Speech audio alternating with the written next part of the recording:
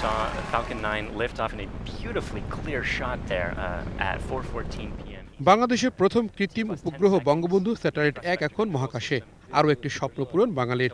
আর এই অর্জন নিয়ে আগ্রহের কমতি নেই কারো মাঝেই। বিপুল অর্থ ব্যয় এই স্যাটেলাইট থেকে কি পাচ্ছি আমরা?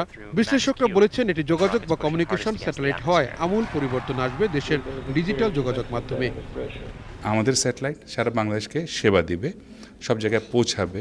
আপনার যেটা আমরা টেলিমেডিসিন বলি, মেডিসিন বলি, এগুলো বলি, সব কিছু এইটার মাধ্যমে কাজ করতে পারে। বর্তমানে স্যাটেলাইটের ট্রান্সপন্ডারের ভাড়া খুব বেশি নয়। এছাড়াও ভারত সাউথ এশিয়ান স্যাটেলাইটের কিউইউ ব্যান্ডের একটি ট্রান্সপন্ডার বাংলাদেশকে বিনামূল্যে ব্যবহারের জন্য দিয়েছে, যেটি নিজের মতো করেই ব্যবহার করতে পারে বাংলাদেশ। তারপরও নিজস্ব স্যাটেলাইটের প্রয়োজনীয়তা কি? আমরা ডিটিএইচ সার্ভিস দিতে পারবো, আমরা ভিডিও ডিস্ট্রিবিউশন করতে পারবো, আমরা ভিসেট প্রাইভেট নেটওয়ার্ক দিতে পারবো, এবং এগুলোর ক্লাসিফিকেশন আছে, এগুলোর ভেতরে কী কী করতে পারবো ওইটাতে আমি নাইবা গেলাম।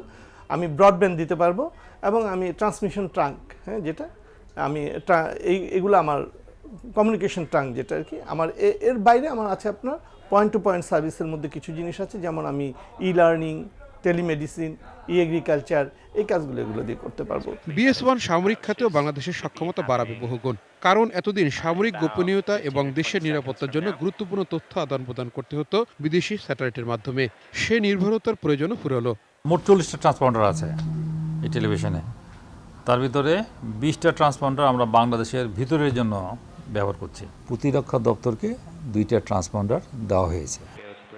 বঙ্গবন্ধু স্যাটেলাইট 1 থেকে দুর্যোগপ্রবণ বাংলাদেশে টেলিযোগাযোগ এবং নিরঙ্কুশ ইন্টারনেট ব্যবহারে বাড়বে অর্থপ্রবাহ। টেলিভিশন সম্প্রচার ও স্যাটেলাইট টেলিমেডিসিন সুফলও মিলবে। তাৎক্ষণিক হিসাব বলছে প্রতি বছর সাশ্রয় হবে কমপক্ষে $14 মিলিয়ন বৈদেশিক মুদ্রা, যার ফল যোগ হবে দেশের প্রবৃদ্ধিতে। তাওহিদ সৌরভ, ATN নিউজ, ঢাকা।